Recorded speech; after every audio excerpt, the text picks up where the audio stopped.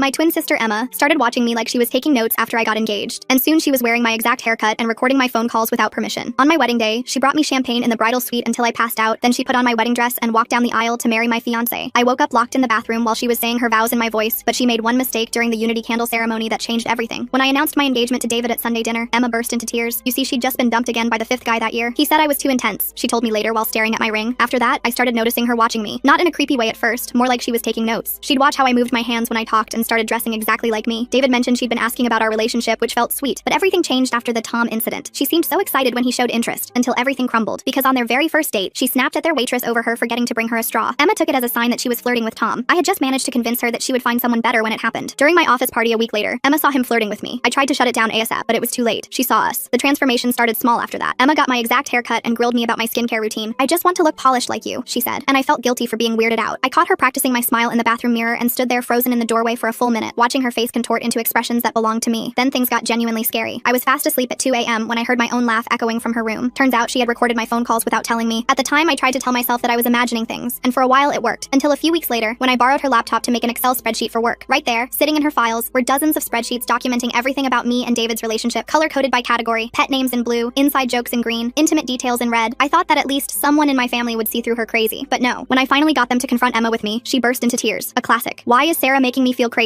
They told me to stop being a bridezilla, and I was left standing there completely speechless, wondering what the protocol was for your twin sister stalking you. So when my wedding date finally came around, Emma was the last person I wanted to invite, because even aside from her quirkiness, she was known for having dramatic meltdowns, screaming at my cousin's wedding that everyone gets love but me, causing a scene at Dad's birthday when he didn't pay enough attention to her. But my parents forced me, saying she was finally getting help and I was being cruel. She's your twin, my mother said. She's trying so hard to be better. So I caved. Emma weaponized that invitation immediately. She started showing up at my workplace pretending to be me, telling my coworkers I had family emergencies. She knew every project I was working on, every deadline, every piece of office gossip. By this point, I knew Emma was a psycho bitch, but I never would have expected her to bring David into it. I was by myself when he texted me. I can't believe I ran into you today. I love our little moments. My heart stopped. I hadn't seen him. Turns out Emma had gone to his office pretending to be me. He'd kissed her hello. When I tried to tell him what happened, he thought I was forgetting things from wedding stress. Babe, you literally ate half my sandwich, he said, concerned. Are you feeling okay? When I showed my mom the texts, even she looked worried and promised to get Emma tested for something at least. Fast forward 6 months later to my wedding day. I hadn't heard from Emma since that day with David, and she showed up early with champagne and strawberries, her energy vibrating at a frequency that made my teeth hurt. My hands were shaking from nerves, but I noticed hers were too. She insisted on toasting repeatedly and kept refilling my glass. Hydration is important for photos. The room started tilting after the 3rd glass. Emma steadied me with this fake concern. Here, sit down. You look pale. The room kept spinning faster. Through my blurry vision, I saw her pull my wedding dress out of a bag she'd brought. What are you doing? I tried to ask, but my tongue felt like cotton. Becoming you, she said calmly, like she was telling me the weather. I've practiced everything. She placed me on the floor almost gently, then leaned close. I know David's favorite positions, how he likes his eggs, that birthmark on his inner thigh. That's when I blacked out. I woke up on the bathroom floor, my cheek pressed against cold tile. The room swayed as I tried to lift my head. My wedding dress hung on the back of the door, but something was wrong. Emma wasn't there. I crawled to the door, my limbs heavy and uncooperative. The handle seemed miles away. When I finally reached it, my fingers fumbled uselessly, locked. From the outside, through the fog in my brain, I heard voices in the main suite. My mother's laugh, David's voice, Emma responding in my exact tone, using my inflections. The champagne glasses clinked again. I dragged myself to the toilet and forced my fingers down my throat. Nothing came up but bile. The substances were already in my system. I splashed water on my face, then drank directly from the faucet, trying to dilute whatever she'd given me. The bathroom window was painted shut. I grabbed my makeup bag and found nail scissors, working at the paint seal while my hands shook. Minutes passed, maybe hours. Time meant nothing in this drugged haze. Footsteps approached the door. I dropped to the floor, closing my eyes. The lock clicked. Emma entered, already wearing my dress. It fit her perfectly. Of course it did. We were identical twins. She'd even done her makeup exactly like mine, down to the beauty mark I always drew above my lip. She knelt beside me, checking my pulse. Her engagement ring, my engagement ring, caught the light. She'd thought of everything. The photographer wants some getting ready shots, she said conversationally. I told them you had a nervous breakdown and locked yourself in here. They all believed me. She dragged me into the bathtub, my body limp and unresisting. The porcelain felt like ice through my slip. She turned on the shower, cold water shocking my system. I gasped, sputtering. Can't have you making noise, she said, adjusting the water to a trickle. This should keep you quiet and conscious. I want you to see everything. She left, locking the door again. I lay there, water dripping on my face, fighting to stay awake. If I passed out now, it would all be over. The cold helped clear my head slightly. I could hear the wedding party gathering in the suite, my bridesmaids' voices, Emma laughing at their jokes, using my laugh. She'd studied me so well. I pulled myself up, gripping the tub edges. My phone. Where was my phone? I searched my clutch, the pockets of my robe hanging on the door. Gone. Of course. The scissors. I still had the scissors. I stumbled back to the window, working at the paint. My fingers kept slipping. Blood smeared the white frame where I'd cut myself. Sarah, we need you. My maid of honor called through the door. Only it wasn't me she wanted. Coming? Emma chirped in my voice. Just fixing my mascara. I heard them leave for photos. The suite went quiet. This was my chance. The window finally cracked open. Fresh air hit my face like salvation. But we were 3 stories up. No fire escape, no ledge. Just a straight drop to concrete. I turned back to the door. The lock was simple, the kind you could pick with a bobby pin. I found one in my hair, hands steadying with purpose. The lock clicked open. The suite was empty. Champagne glasses and makeup scattered everywhere. I stumbled to the hotel phone, but the cord had been cut. Emma had planned for everything. My legs gave out. I crawled to the door, peering into the hallway. Empty. Everyone was at photos. I needed to get to David, to anyone who would listen. The elevator seemed impossible. I took the stairs stairs, gripping the railing, counting each step to stay focused. Second floor, first floor, lobby. I heard them before I saw them. The wedding party was posing by the fountain. Emma at the center in my dress, David's arm around her waist. She was laughing, head thrown back, exactly the way I laughed. I tried to run but stumbled, catching myself on a pillar. A hotel employee rushed over. "Ma'am, are you all right?" I tried to speak but my tongue wouldn't cooperate. He was already pulling out his radio, probably thinking I was hammered. I pointed desperately at the wedding party. "That's not me," I managed. He looked confused, following my finger. Emma was kissing David's cheek for the photographer. My bridesmaids were adjusting her train. My mother was wiping happy tears. "Security to lobby," he said into his radio. "We have an intoxicated guest." I shook my head frantically, trying to pull away, but my legs buckled. He caught me, his grip firm but not unkind. "Let's get you somewhere safe," he said. Emma must have seen the commotion. She whispered something to the photographer, then glided over in my dress, concern painted perfectly on her face. "Oh my goodness," she gasped, covering her mouth. "Emma, what are you doing?" The security guard looked between us, understanding dawning. Identical twins, one in a wedding dress, one in a slip, soaking wet, clearly drugged. "I'm so sorry," Emma continued, tears springing to her eyes on command. "This is my sister. She's been having a hard time with my engagement. We thought she was doing better." "No," I croaked. "I'm Sarah. She's Emma." But even I could hear how insane it sounded. I was the one who looked crazy, hair plastered to my head, makeup running, pupils dilated from whatever she'd given me. David approached, worry creasing his forehead. This was my chance. He would know me. There's something deeply unsettling about how methodically Emma studied Sarah's life. Those color-coded spreadsheets feel like more than just obsession, like she's been planning this specific moment for months. He had to. "David," I reached for him. "Baby, it's me." He stepped back, the small movement shattering something inside me. Emma took his hand, playing the concerned bride perfectly. "She's been doing this for weeks," Emma said softly, pretending to be me. "We tried to get her help." "The birthmark," I said desperately. "You have a birthmark on your thigh." David's face went red. Emma squeezed his hand, a gesture I recognized as my own. "She must have seen it when she broke into our apartment," Emma said. "Remember? When we found her in our bed? That had never happened." But David was nodding, creating false memories to make sense of the scene before him. The security guard's radio crackled. "Should we call the police?" he asked. "No," Emma said quickly. "She's family. We'll handle this. Could you just help us get her somewhere quiet? Maybe one of the conference rooms?" They were all looking at me with pity now. My bridesmaids, my parents, David. In their eyes, I was the unstable sister who'd snapped at her twin's wedding. The security guard and David each took an arm, guiding me away from the lobby. I tried to resist but had no strength left. Emma followed, still playing the concerned sister. They brought me to a small conference room off the main hallway. Emma asked everyone to give us a moment alone. The security guard hesitated. "I'll be fine," she assured him. "She's my sister. She won't hurt me." When the door closed, her mask finally dropped. The concerned expression vanished, replaced by something cold and triumphant. "You should see yourself," she said. Pathetic. I lunged at her, but she easily sidestepped. I crashed into chairs, sending them toppling. The noise would bring security back, but I didn't care. "They'll figure it out," I gasped. "You can't be me forever, can I?" She smoothed my dress, her dress now. "I know everything. Your first date at that Italian place. The song you danced to in the kitchen last Tuesday. The way you bite your lip when you're nervous." She demonstrated, and it was perfect. Eerily, horrifyingly perfect. "You made it so easy," she continued. "Always posting everything online. Always talking about your perfect relationship. Did you think I wasn't listening?" "David will know," I insisted. "When you're alone, he'll know." "Will he?" She smiled my smile. "I've been preparing for months. I know exactly what he expects." The door opened. My mother peered in, concern etched on her face, but she was looking at Emma, not me. "Sweetheart, the photographer needs you back. We can deal with," she glanced at me, "this situation after the ceremony." "Of course, Mom." Emma kissed her cheek, another gesture stolen from me. "Could you stay with her? Make sure she doesn't hurt herself?" My mother nodded, entering the room like she was approaching a wild animal. Emma paused at the door, looking back at me one last time. "Don't worry," she said sweetly. "I'll take good care of your life." The door clicked shut behind Emma, leaving me alone with my mother. She stood by the entrance, wringing her hands, her wedding outfit pristine while I sat there soaked and shaking. I tried to stand, but my legs wobbled like jelly. The substances Emma had given me were still coursing through my system, making every movement feel like swimming through molasses. My mother approached cautiously and helped me to a chair. Her touch was gentle but distant, like she was handling something fragile and dangerous. I grabbed her wrist, trying to make her understand. She pulled away and stepped back, shaking her head sadly. I pointed at myself, then at the door where Emma had left. My mother just patted my shoulder and told me to rest. She thought I was having a breakdown. They all did. Emma had laid the groundwork perfectly, telling everyone about my supposed jealousy, my attempts to sabotage her happiness. The conference room had a small bathroom attached. I stumbled toward it, using the wall for support. My mother followed, probably worried I'd hurt myself. In the mirror, I saw why everyone believed Emma's story. My hair was matted from the shower water, makeup streaking down my face in dark rivers. My slip clung to me, transparent in places. I looked exactly like the unstable sister Emma had described. I turned on the faucet and splashed more water on my face, trying to clear the fog from my brain. The cold helped, but not enough. I needed to think clearly, to find a way to prove who I really was. But Emma knew everything about me. Every detail, every memory, every inside joke with David. My mother handed me paper towels, watching me with that same pitying expression. I dried my face and tried to steady my breathing. The ceremony would start soon. Emma would walk down the aisle in my dress, say my vows, kiss my fiancé, unless I could stop her. I searched the bathroom for anything useful. No windows, no phones, just hotel toiletries and paper products. My mother stood in the doorway, blocking my exit without seeming aggressive about it. She was just being protective, making sure her troubled daughter didn't cause a scene at her sister's wedding. Back in the conference room, I noticed a pitcher of water on the side table. I drank directly from it, ignoring the glasses. The more I could dilute the substances, the better chance I had. My mother watched disapprovingly, but didn't stop me. Time was slipping away. I could hear activity in the hallway, guests arriving, the excited chatter of a wedding day. My wedding day. I had to get out of this room. I approached the door, but my mother gently blocked my path. She suggested I lie down on the small couch, maybe take a nap before the ceremony. Her voice was soothing, the way she used to talk to us when we were sick as children. But I wasn't sick. I was trapped. The door opened and my father entered, looking uncomfortable in his tuxedo. He'd never liked formal wear. He took in the scene, me, disheveled and desperate, my mother playing guardian. His face fell. I reached for him, but he stepped back, just like David had. Emma had gotten to him too. He mentioned something about getting help after the wedding, finding someone I could talk to. The words blurred together as tears stung my eyes. My own parents didn't recognize me. My father left to check on the ceremony preparations. Through the open door, I glimpsed the hallway filling with guests in their finest clothes. The wedding coordinator rushed past, clipboard in hand, making sure everything was perfect for the bride. For Emma, I had to try something different. Fighting them wasn't working. I needed to be smarter than Emma, to use her own perfectionism against her. She'd studied me for months, but she couldn't know everything. There had to be something only the real Sarah would know. I sat back down, pretending to calm myself. My mother relaxed slightly, probably thinking the fight had gone out of me. She started talking about how beautiful Emma looked in the dress, how happy she seemed. Each word was a knife, but I nodded along, playing the role of the defeated sister. The substances were starting to wear off, clarity returning in small waves. I could feel my fingers and toes properly now, the numbness receding, but I kept my movements slow and clumsy, letting them think I was still heavily sedated. My mother's phone buzzed. She glanced at it and smiled. The photographer was ready for more shots. She told me she'd be right back, just needed to check on something. I nodded drowsily, slumping in my chair. The moment she left, I sprang into action. The door wasn't locked from the outside this time. They thought I was too drugged to escape. I peered into the hallway. Wedding guests milled about, but no one from the wedding party was visible. I slipped out, keeping close to the wall. My slip was still damp, clinging uncomfortably, but I had bigger problems. I needed to find David before the ceremony started. He was the only one who might listen, who might notice something off about Emma's performance. The hotel was massive, with multiple ballrooms and event spaces. I didn't even know which one held my wedding. Our wedding. I followed the flow of guests, trying to blend in despite my appearance. Several people gave me strange looks, but no one stopped me. I passed a supply closet and ducked inside. Housekeeping uniforms hung on hooks. I grabbed one, pulling it on over my slip. It was too big, but it was better than looking like an escaped patient. I finger-combed my hair and wiped the remaining makeup smudges from my face. Back in the hallway, I looked more like staff than a wedding crasher. I grabbed a stack of towels from a cart, using them as cover as I searched for the wedding venue. My legs were steadier now, the substances continuing to fade. I found the right ballroom by the flowers, white roses and baby's breath, exactly what I'd chosen months ago. Through the cracked door, I could see the space transformed into my dream wedding. Hundreds of candles, flowing white fabric, an altar covered in flowers. It was perfect, and it was about to be stolen. The bridal party was nowhere in sight, probably taking photos in another location, but I could see David's groomsmen gathered near the altar, joking and straightening their ties. My heart ached. Those were our friends, people who'd known us for years. Surely they'd noticed something wrong with Emma's impersonation. I set down the towels and crept closer. The wedding coordinator appeared, ushering everyone to their places. The ceremony was about to begin. Panic clawed at my throat. I was running out of time. The music started, soft and romantic. The doors at the back of the ballroom opened. The bridesmaids began their procession, smiling and glowing in their matching dresses. I'd chosen that exact shade of lavender because it complemented everyone's skin tone. Then came the flower girl, my cousin's daughter, scattering rose petals with serious concentration. The ring bearer followed, David's nephew, looking uncomfortable in his tiny tuxedo. Talk about method acting gone wrong. Emma spent months studying Sarah like she was preparing for an Oscar, except the prize is someone else's entire life. The music changed to the wedding march. Everyone stood. My stomach twisted into knots. Emma appeared in the doorway, arm in arm with our father. She'd chosen to walk with him instead of alone, even though I'd planned to walk by myself. A small detail, but it gave me hope. She didn't know everything. She looked radiant in my dress, every inch the blushing bride. The veil covered her face, but I could see her smile through the delicate fabric. My smile. She'd perfected it. I had to act now. Once she reached the altar, once the ceremony began, it would be too late. But what could I do? Burst in screaming that I was the real bride? They'd just think Emma's crazy sister had escaped. I watched David waiting at the altar, his face full of love and anticipation. He was about to marry the wrong woman, my twin sister. The thought made me physically ill. Emma glided down the aisle, taking her time, savoring every moment. The guests smiled and dabbed at their eyes. Our grandmother blew her a kiss. Our aunts whispered about how beautiful she looked. I noticed something else. Emma was holding her bouquet wrong. She had it gripped tightly in both hands, centered at her waist. I always held bouquets lower, cradled in one hand with the other resting on top. A tiny detail no one else would notice, but I did. She reached the altar. Our father kissed her cheek through the veil and placed her hand in David's. The symbolism of that gesture, giving me away to my husband, made my chest tight with rage. The officiant began speaking, welcoming everyone to the celebration of Sarah and David's love. Each word was torture. Emma stood there in my place, about to speak my vows, promise my life to my fiancé. I couldn't let this happen, but I also couldn't just rush in. I needed a plan, something that would make them see the truth without dismissing me as the crazy sister. The officiant asked if anyone had any objections. The traditional moment where someone could speak up. My heart pounded. This was it. This was my chance. But before I could move, Emma turned slightly, scanning the crowd, looking for me, making sure I wasn't there to ruin her moment. Her movement was subtle, but I caught it. David didn't seem to notice, too focused on what he thought was his bride. The moment passed. The ceremony continued. They were moving on to the vows. I backed away from the door, my mind racing. There had to be another way. Emma had prepared for months, but she'd made mistakes. The bouquet hold, walking with our father. Small things, but they added up. I remembered something else. The vows. David and I had written our own, spending weeks perfecting them. We'd kept them secret from each other, wanting to surprise one another on our wedding day. Emma couldn't know what I'd written. She'd have to improvise. The service corridor ran alongside the ballroom. I found another door, this one behind the altar area. Through the crack, I could hear David beginning his vows. His voice was thick with emotion as he spoke about the moment he knew I was the one, how I'd changed his life, how he couldn't wait to start our future together. My eyes burned with tears. Those words were meant for me, not the imposter standing across from him. Then it was Emma's turn. I held my breath, listening. She started strong, talking about love and commitment and partnership, generic words that could apply to any couple. But as she continued, I heard the hesitation. She was struggling, trying to sound like me while creating vows on the spot. David's expression shifted slightly. A tiny furrow appeared between his brows. He knew something was off. My vows would have been specific, personal, full of inside jokes and shared memories. Emma was giving him greeting card sentiments. She must have sensed his confusion because she suddenly stopped mid-sentence. The pause stretched too long. The guests shifted uncomfortably. The officiant looked concerned. Emma recovered, laughing softly and blaming wedding nerves. She continued with the vows, but the damage was done. David was looking at her differently now, studying her through the veil. This was my opening. If I could just get to him, make him see. The service door opened and a catering staff member entered carrying a tray. I grabbed their arm, whispering urgently that there was an emergency with the bride. They looked confused but concerned. I pointed toward the altar, where Emma was finishing her stumbling vows. The staff member hurried forward, discreetly approaching the wedding coordinator. They whispered together, both glancing at Emma. The coordinator looked alarmed and started moving toward the altar. Emma noticed the movement. Her voice faltered again. David reached for her hand, probably thinking she was having a panic attack. The coordinator reached them, leaning in to whisper something to Emma. I couldn't hear what was said, but Emma's body language changed instantly. She stiffened, her grip on David's hand tightening. She shook her head at the coordinator, who looked even more concerned. The guests were murmuring now, wondering what was happening. Our mother half rose from her seat in the front row. The officiant cleared his throat, trying to regain control of the ceremony. Emma suddenly swayed, her free hand going to her forehead, a classic Emma move. When cornered, play the victim. David caught her, looking worried. The coordinator called for water. The ceremony ground to a halt. I used the chaos to slip into the ballroom through the service door. In my housekeeping uniform, I looked like staff responding to the emergency. I grabbed a glass of water from a nearby table and pushed through the crowd gathering around the altar. Emma was sitting on the altar steps, fanning herself with her bouquet. David knelt beside her, holding her hand. The veil had been pushed back, revealing her face. My face. But something in her eyes was pure Emma, calculating even in her distress. I approached with the water, keeping my head down. My hands shook as I offered the glass. Emma reached for it and our fingers brushed. Her eyes snapped to mine. For a moment, we just stared at each other. Twin sisters, identical in every way except the one that mattered. She knew who I was. I could see the recognition, the fear, the determination warring in her expression. She took the glass and sipped delicately, never breaking eye contact. Then she smiled, my smile, the one she'd practiced in the mirror. David was watching her with concern, but also something else, doubt. The failed vows had shaken him. He was looking at his bride differently, noticing things that didn't quite fit. Emma stood, smoothing my dress. She thanked me for the water, her voice pitched perfectly to match mine, but her hand trembled as she set down the glass. The substances she'd given me were wearing off, but the stress of maintaining her performance was showing. The officiant suggested they continue the ceremony. Emma nodded, turning back to David, but he hesitated, studying her face. His hand went to her chin, tilting her head up, looking for something, looking for me. I held my breath. This was the moment. Would he see through her disguise? Emma must have sensed the danger because she suddenly pulled him into a kiss. Not a sweet, wedding ceremony kiss. A desperate, passionate kiss meant to distract and convince. The guests applauded, thinking it was romantic spontaneity, but I saw David's surprise. We'd agreed to save our first kiss as husband and wife for after the pronouncement. It was a small thing, but it mattered to us, to me. Emma didn't know that. When they broke apart, David's expression was unreadable. Emma smiled brilliantly, suggesting they finish the ceremony. She was pushing too hard, trying to rush through before more cracks showed. The officiant looked uncertain but continued. They moved on to the ring exchange. David's hands were steady as he slipped the band onto Emma's finger, but his eyes kept searching her face. When it was Emma's turn, she fumbled with his ring. Her hands shook visibly now. The stress, the substances wearing off, the mounting pressure, it was all catching up to her. The ring slipped from her fingers, hitting the floor with a metallic ping that seemed to echo through the ballroom. David bent to retrieve it, and I saw my chance. I moved closer, ostensibly to help look for the ring. As he straightened, our eyes met, really met, and I saw the flash of recognition, quickly followed by confusion. He knew me, even in a housekeeping uniform, with my hair a mess and no makeup. He knew me, but how could I be here when I was also standing in a wedding dress at the altar? Emma grabbed his arm, pulling his attention back. She apologized for dropping the ring, blaming nerves again, but David wasn't listening. He was looking between us now, his confusion growing. The officiant prompted them to continue. Emma practically shoved the ring onto David's finger, her movements jerky and ungraceful. Nothing like the smooth, practiced motions we'd rehearsed. They were almost at the end. Once they were pronounced husband and wife, it would be legally binding. Emma would have won. I had to do something, but what? Everyone still thought I was the crazy sister. If I spoke up, they'd just remove me. Then I remembered. The unity candle. We'd included it in the ceremony at David's mother's request. A tradition from his family. Emma wouldn't know the special way his family did it, the words his grandmother had taught us to say. The officiant announced the unity candle ceremony. 2 taper candles sat waiting, along with the larger pillar candle they would light together. Emma picked up her candle confidently, but I could see the uncertainty in her eyes. She didn't know what came next. David picked up his candle, waiting. When Emma just stood there, he prompted her gently, reminding her of the words. His grandmother leaned forward in her seat, eager to hear the traditional phrase. Why does Emma keep making these tiny mistakes if she studied Sarah for months? The bouquet grip, the ring fumbling, not knowing the family traditions. These details seem oddly careless for someone who planned this whole elaborate scheme so carefully. Emma's mouth opened and closed. She had no idea what to say. The silence stretched. The guests began to whisper. David's expression hardened, pieces falling into place. I stepped forward, not aggressively, just enough to be seen. David's eyes found mine again, and this time I mouthed the words, our words, the phrase his grandmother had taught us, that we'd practiced together, laughing at our terrible pronunciation of the Italian. His face went white. He looked at Emma, then at me, then back at Emma. The candle shook in his hand. Emma tried to salvage the moment, making up some generic statement about unity and love, but the damage was done. David's family was murmuring, his grandmother shaking her head. That wasn't right. That wasn't what Sarah had promised to say. David set down his candle without lighting the unity candle. The break in tradition sent ripples through the crowd. He stepped back from Emma, his eyes never leaving her face. The officiant looked lost, unsure how to proceed. Emma reached for David, but he moved away. His gaze found mine again, and I saw the war in his eyes. Logic said his bride was standing next to him in a wedding dress, but his heart knew better. Emma's composure finally cracked. She grabbed David's arm, insisting they finish the ceremony. Her voice was too sharp, too desperate, not like me at all. The mask was slipping, and everyone could see it. Our mother stood up, calling out to ask if everything was all right. Our father joined her, both looking concerned. The wedding coordinator hovered nearby, clearly unsure whether to intervene. David pulled free from Emma's grip. He walked toward me, each step deliberate. The entire ballroom held its breath. When he reached me, he touched my face gently, his thumb tracing my cheekbone. I leaned into his touch, tears streaming down my face. His hand was warm and familiar and home. Emma made a sound behind him, something between a gasp and a snarl. David turned back to the altar, to the woman in the wedding dress. His voice was steady when he spoke, asking her to tell him about their first date, not where they went. Emma knew that. But what happened when the restaurant's fire alarm went off and they had to evacuate? Emma's face went blank. She hadn't researched that far. It wasn't in any of my social media posts or the stories I'd told. It was just a small, perfect moment between David and me, standing in the parking lot sharing breadsticks we'd grabbed on the way out, laughing at the absurdity of it all. The silence stretched. Emma's mouth worked, but no words came, because she wasn't there. She didn't know. David walked back to the altar, but not to Emma. He went to the officiant, speaking quietly. The officiant's eyes widened. He nodded, then addressed the crowd, announcing that the ceremony needed to be postponed due to unexpected circumstances. The ballroom erupted, guests talking over each other, our families converging on the altar, Emma's voice rising above it all, insisting everything was fine, demanding the ceremony continue. But David was walking back to me. He took my hand, and I felt the rightness of it, even as chaos swirled around us. Emma screamed my name, my actual name, and the last piece of her deception shattered. Security arrived, drawn by the commotion. The wedding coordinator was trying to herd guests out of the ballroom. Our parents were demanding answers, and Emma stood at the altar in my wedding dress, watching her perfect plan unravel. She tried one more time, running to our parents, sobbing about how I was ruining her wedding, but she'd She'd slipped, called herself Sarah, called me Emma. In her panic, she'd forgotten which role she was playing. Our mother's face changed, understanding dawning. She looked between us, seeing what she'd missed before. The way I stood, the way I held David's hand, 1,000 tiny details that screamed the truth. Emma realized her mistake. She tried to backtrack, but it was too late. The words were out there. Our father was asking questions now, his voice sharp. The bridesmaids clustered together, whispering, pointing out things they'd noticed but dismissed. David squeezed my hand, anchoring me as the truth spread through the room like wildfire. Emma's performance had been good, but not perfect. And now everyone was seeing the cracks, the places where she'd failed to completely become me. The security guards approached Emma, unsure what to do. This wasn't a typical wedding disruption. The coordinator was on her phone, probably calling hotel management. Our grandmother was crossing herself, muttering prayers in Italian. Emma made one last desperate play. She yanked off the veil and threw it at me, screaming that I'd stolen her life, that I'd taken everything from her. The words made no sense to the guests, but I understood. In her twisted mind, my happiness was theft. My relationship was something stolen from her. Our mother approached Emma slowly, like she was approaching a wounded animal. She spoke softly, using the tone she'd used when we were children, and Emma would have her meltdowns. But Emma was beyond soothing. She raged about unfairness, about always being second, about deserving love too. The wedding dress, my wedding dress, tore as Emma gestured wildly. The sound of ripping fabric was oddly final. The dream wedding was well and truly destroyed. David pulled me against him, shielding me from the worst of Emma's breakdown, but I couldn't look away. This was my sister, my twin, the person who'd shared my face but never understood my heart. Security finally intervened, gently but firmly escorting Emma from the ballroom. She fought them, still screaming, still insisting she was the real bride. Our parents followed, our mother crying, our father's face set in grim lines. The ballroom emptied slowly, guests unsure whether to stay or go. David's family surrounded us, his mother checking if I was okay, his grandmother patting my hand and muttering about evil eyes and protection prayers. The wedding coordinator approached hesitantly, asking if we wanted to proceed with the ceremony. I looked around at the chaos, overturned chairs, scattered flowers, the unity candle knocked over and rolling across the floor. This wasn't how I'd imagined my wedding day, but David was here, the man I loved, who'd seen through the deception when it mattered most. He'd chosen me, the real me, even when logic said otherwise. We decided to postpone, not cancel, just postpone. We needed time to process what had happened, to deal with Emma, to figure out how to move forward. The coordinator nodded, relieved, and began the process of sending guests home. David and I slipped out through the service corridor, avoiding the main areas where Emma might still be causing scenes. We found ourselves in the hotel garden, the space we'd originally considered for the ceremony before deciding on the ballroom. The sun was setting, painting the sky in shades of pink and gold. David pulled me close, and I finally let myself fall apart. The substances, the fear, the violation of having my identity stolen, it all hit at once. He held me through it, solid and real and mine. When the tears finally stopped, we sat on a stone bench, watching the stars appear. David asked me to tell him about our first date, and I did. Every detail, every moment, every feeling. He smiled at the parts Emma couldn't have known, the tiny imperfections that made the memory perfect. We talked about Emma, about the signs we'd missed, about how far back her obsession went. David admitted he'd felt something was off from the moment she'd walked down the aisle, but he'd pushed the feeling aside, telling himself it was just wedding nerves. The unity candle had been the final straw. His grandmother had pulled him aside weeks ago, making him promise his bride would say the traditional words. When Emma couldn't, he knew. Combined with all the other small wrong things, he knew. My phone, which Emma had hidden in the bridal suite, was returned by hotel staff. The missed calls and messages were overwhelming. Everyone wanted to know what had happened, if I was okay, if the wedding was still on. I turned it off. Tomorrow I would deal with the questions, the rescheduling, the legal implications of Emma's actions. Tonight I just wanted to be with David, to reclaim something from this disaster of a day. We ordered room service and ate in our honeymoon suite, still in our wedding clothes, or in my case, the borrowed housekeeping uniform. It wasn't the romantic dinner we'd planned, but it was real. No pretense, no performance, just us. David found the hotel's speaker system and played our first dance song. We swayed together in the middle of the suite, my head on his shoulder, his arms around me. This was what Emma had tried to steal but couldn't replicate, the quiet intimacy of two people who truly knew each other. As we danced, I thought about my sister. She was probably at a hospital by now, our parents making sure she got help. The obsession, the breakdown, the elaborate deception, it all pointed to something deeper than just jealousy. I felt sorry for her, despite everything. She'd wanted so desperately to be loved that she'd tried to steal someone else's life, but love couldn't be stolen or faked or forced. It had to be earned, built, nurtured. Emma had never understood that. The song ended, but we kept swaying. Outside, the hotel was probably buzzing with gossip about the wedding that wasn't. Tomorrow would bring complications and consequences. But tonight, in this quiet moment, I had everything that mattered. David whispered that he loved me, the real me, and I believed him. Emma might have stolen my dress, my venue, my carefully planned day, but she couldn't steal this. The way he looked at me, the way he knew me, the way we fit together, that was mine, that was real, that was worth more than any perfect wedding could ever be. The next morning arrived with harsh sunlight streaming through the hotel curtains. Italian grandmas don't mess around with wedding traditions. Emma picked the wrong unity candle phrase to flub. David's family intuition kicked in faster than hotel security, and suddenly everyone's playing spot the difference with the twins while Emma's having her villain breakdown moment. My head throbbed from the lingering effects of Emma's substances, and David was already on the phone with the wedding coordinator, working through cancellation logistics. I watched him pace the room, his wedding suit wrinkled from sleeping in it, handling each vendor call with patient determination. The hotel manager knocked, entering with security footage from yesterday. They needed statements about Emma drugging me, but I waved them away. No police reports. This stayed in the family. The manager looked uncomfortable but agreed to keep it internal, mentioning only that Emma was banned from the property. My phone had accumulated over 100 messages overnight, family members demanding explanations, friends who'd witnessed the chaos, vendors confirming cancellations. I scrolled through them numbly while David negotiated with the florist about donation options for the thousands of dollars of arrangements. My mother arrived at our suite around noon, her eyes red and puffy. She'd aged years overnight. Emma was at a psychiatric facility, she explained. Voluntary admission after the breakdown. The doctors mentioned something about delusional disorder, possible personality issues. She kept apologizing, saying she should have seen the signs, should have protected me. I let her talk while packing the honeymoon suite. The wedding dress hung in its bag, the tear Emma had made visible through the plastic. My mother touched it gently, then helped me fold the bridesmaid gifts I'd never gotten to distribute. We worked in silence, dismantling the remnants of my stolen wedding day. David's family arrived to help with the cleanup. His grandmother pressed protective charms into my hands, muttering about evil eyes and twins. His mother coordinated with the venue about donation options for the reception food. Everyone moved with quiet efficiency, transforming transforming the disaster into manageable tasks. The photographer sent the photos they'd taken before the ceremony imploded. Emma looked radiant in every shot, her impression of me nearly perfect, but studying them closely, I could see the differences. The way she held her shoulders, the angle of her chin, tiny tells that she wasn't me. David deleted them all without asking. We spent the afternoon in the hotel's business center, sending emails to guests, arranging gift returns, canceling the honeymoon flights. Each task felt like dismantling a dream piece by piece. David handled the legal aspects, confirming with a lawyer that no marriage had occurred since the ceremony wasn't completed. My father appeared around dinner time, looking haggard. He'd been at the hospital with Emma all day. She was sedated but stable, he reported. The doctors wanted to keep her for observation, start her on medication. He asked if I wanted to visit. I shook my head. Not yet, maybe not ever. The wedding party gathered in the hotel restaurant that evening. My bridesmaids hugged me tightly, sharing how they'd noticed things off about Emma but dismissed them. The groomsmen tried lightening the mood with jokes, but everything felt forced. We were all processing the surreal events, trying to make sense of how a wedding became an identity theft crisis. David and I left early, walking through the hotel garden where we'd hidden the night before. The wedding arch was still up, white roses wilting in the evening heat. We stood beneath it, holding hands, reclaiming the space from yesterday's chaos. No vows, no ceremony, just us standing together in the ruins of our wedding day. Back in our room, we ordered Chinese takeout and ate it in bed, still wearing the hotel bathrobes. David showed me his phone, friends asking what happened, his workplace wondering about his honeymoon absence. We crafted a simple response together. Family emergency, wedding postponed, thanks for understanding. No details, no drama. The hospital called around midnight. Emma was asking for me. The nurse said she was lucid, medicated, calmer. I declined. David held me as I cried, not from sadness but from exhaustion. The adrenaline that had carried me through was finally depleting, leaving me hollow and shaky. The next day brought practical concerns. Our apartment needed attention. Emma had been there, we discovered. Nothing stolen, but things moved slightly. My coffee mug in the wrong cabinet, David's shoes rearranged. Tiny invasions that made our home feel violated. We spent hours reclaiming the space, moving everything back, changing the locks. My workplace was understanding about extending my time off. My boss had heard garbled versions of the wedding disaster through office gossip. I kept the explanation minimal. Family crisis, sister's mental health, need another week. She approved it without questions, her expression sympathetic. David's office was equally accommodating. His coworkers sent a fruit basket with a card saying they were thinking of us. No mention of the wedding, just support. We ate the pears while deep cleaning our apartment, scrubbing away any trace of Emma's presence. My parents visited that evening, bringing takeout and updates. Emma was responding to medication, they said. The doctors were optimistic about treatment. She'd admitted to planning the impersonation for months, studying videos of me, practicing my mannerisms. The depth of her preparation was staggering. They wanted to know if I'd pressed charges. I refused. Criminal proceedings wouldn't help Emma's mental state, and I just wanted to move forward. My mother cried with relief. My father looked older, shoulders bent with the weight of having two daughters, one recovering from trauma, one causing it. The wedding vendors were mostly understanding about the last-minute cancellation. Some deposits were lost, but others offered credits for future events. The venue coordinator called personally, expressing sympathy and offering a discount if we decided to reschedule. David thanked her but made no commitments. Our friends organized a small gathering at someone's apartment that weekend. No mention of weddings or celebrations, just pizza and board games. Normal, easy companionship. I caught myself laughing at someone's terrible charades performance and realized it was the first genuine laugh since the wedding day. David and I started couples counseling the following week, not because our relationship was damaged, but to process the trauma together. The therapist specialized in family betrayal and identity issues. She listened to our story without judgment, helping us untangle the complex emotions around Emma's actions. The hardest part was the grief, not just for the wedding, but for the sister I'd thought I had. The therapist explained that Emma's fixation had likely been building since childhood, fed by comparison and competition. Twin dynamics were complex, she said, especially with identical twins where identity boundaries could blur. Work resumed eventually. My coworkers were curious but respectful, accepting my vague explanations about family drama. I threw myself into projects, grateful for the distraction of spreadsheets and meetings. Normalcy felt like a luxury after the chaos. David proposed again 3 weeks later. Not a grand gesture, just quiet words over morning coffee in our kitchen. He wanted to marry me, whenever I was ready, however I wanted. City hall, backyard barbecue, destination elopement. He didn't care about the how, just the who. I said yes, crying into my cereal. We told only our parents about the engagement renewal. My mother offered to help plan, but I declined gently. Whatever we did would be simple, private, far from the elaborate production Emma had infiltrated. My father understood, squeezing my hand with silent support. Emma sent a letter from the facility a month later. Her handwriting looked shaky, probably from medication. She apologized, sort of. The words were more about her pain than my violation. She wrote about feeling invisible next to me, about the unfairness of identical faces but different lives. The therapist had warned me about this. Early treatment often focused on the patient's perspective before developing true empathy. I didn't respond. David read the letter once, then we filed it away. Maybe someday I'd be ready to process Emma's perspective, but not yet. The wounds were too fresh, the betrayal too profound. Forgiveness might come eventually, but it wasn't required on anyone's timeline but mine. We married at City Hall 6 weeks later. David's parents and mine were the only witnesses. I wore a simple sundress from my closet, carried grocery store flowers. The ceremony took 15 minutes. The officiant stumbled over our names once and we all laughed. It was perfect in its imperfection. The small reception happened at David's parents' house. His grandmother cooked enough food for 50 people despite our group of 10. We ate in their backyard, stringing lights between trees, playing music from someone's phone. No photographers, no coordinators, no elaborate plans to steal. I danced with David as the sun set, our families chatting around us. This wasn't the wedding I dreamed of, but it was real. No performance, no pressure, just two people choosing each other in front of the people who mattered most. Emma's shadow lingered at the edges, but it couldn't touch this moment. My mother took one photo on her phone, David and I laughing at something his father said, cake frosting on his nose, unposed, unplanned, unpolished. It became my favorite picture of us, proof that joy could exist after trauma, that stolen moments couldn't erase real ones. The marriage certificate felt heavier than paper should. Official, legal, binding in ways Emma's performance could never have been. We framed it and hung it in our bedroom, a private reminder of what was real versus what was imitation. Life settled into new rhythms, work, home, therapy, repeat. David and I grew closer through the shared trauma, our communication deeper after seeing how assumptions and silence had enabled Emma's deception. Something feels deliberately vague about Emma's letter. She writes about feeling invisible but doesn't really explain why she picked David's grandmother's wedding tradition to expose herself. The timing of her voluntary admission right after getting caught seems awfully convenient for avoiding real consequences here. We talked about everything now, even tiny concerns that might have gone unmentioned before. Emma stayed in treatment. My parents visited her weekly, reporting small improvements. She was painting in art therapy, they said, working through her identity issues with colors instead of words. I wasn't ready to see her work, to risk seeing my face reflected through her distorted lens. The 1-year anniversary of the almost wedding arrived quietly. David and I took the day off work, spending it doing absolutely nothing special. We slept late, made pancakes, watched terrible movies. The date had lost its power to hurt, transformed into just another square on the calendar. My parents mentioned Emma might be released soon, transitioning to outpatient treatment. The news sat heavy in my stomach. I'd built a life without her, established boundaries that felt protective and necessary. Her return to the world, even a limited one, threatened that peace. David and I discussed moving. Not far, just enough to create physical distance from the memories embedded in every local landmark. The hotel where she'd drugged me, the venues we'd visited together, the restaurants where she'd studied my mannerisms. Fresh scenery felt like freedom. We found a place 2 hours away, close enough for family visits, far enough for breathing room. The apartment was smaller but brighter, with no history of Emma's presence. We painted the walls ourselves, choosing colors she'd never seen, creating a space entirely ours. The move felt like closing a chapter. Packing our belongings, I found the nail scissors I'd used to escape the bathroom, the housekeeping uniform I'd worn to reclaim my identity. Physical reminders of the worst day becoming just objects, losing their emotional weight. Our new neighbors knew nothing of our story. To them, we were just another young couple, recently married, starting fresh. The anonymity felt like a gift. No sympathetic looks, no whispered gossip, no careful questions about how I was doing. I started running in our new neighborhood, something I'd never done before. The rhythmic movement helped process lingering anxiety, my feet pounding out the complex emotions that still surfaced unexpectedly. David sometimes joined me, our synchronized breathing a form of wordless communication. Emma sent another letter to our old address, forwarded by the post office. This one was different, shorter, more focused on my experience than hers. Progress, the therapist would probably say. I read it once, then tucked it away with the first one. Still not ready to respond, but no longer angry at its existence. My mother called one evening, crying. Happy tears, she clarified. Emma had made a breakthrough in therapy, finally understanding the violation of her actions. She wanted to apologize properly someday, when I was ready. If I was ever ready. No pressure, just hope. I hung up feeling oddly empty. Emma's progress was good for her, necessary for her healing, but it didn't erase my experience, didn't rebuild the trust she'd shattered. Her journey and mine had diverged that day in the hotel bathroom. Maybe they'd intersect again someday, maybe they wouldn't. David found me sitting on our new balcony, watching sunset paint the unfamiliar skyline. He brought tea and a blanket, wrapping both around me without asking what was wrong. He'd learned to read my Emma moods, the particular stillness that meant I was processing something about her. We sat together as darkness fell, not talking about sisters or weddings or stolen identities, just existing in the quiet moment, in the life we'd built from the wreckage of our original plans. It wasn't the fairy tale I'd imagined, but it was ours. Real, imperfect, and impossible to steal. Look at David, rolling in with tea and a blanket like a mind reader. Someone get that man a medal for fluency in Emma-style silences. If you made it to the end, drop a comment. I love reading all your comments.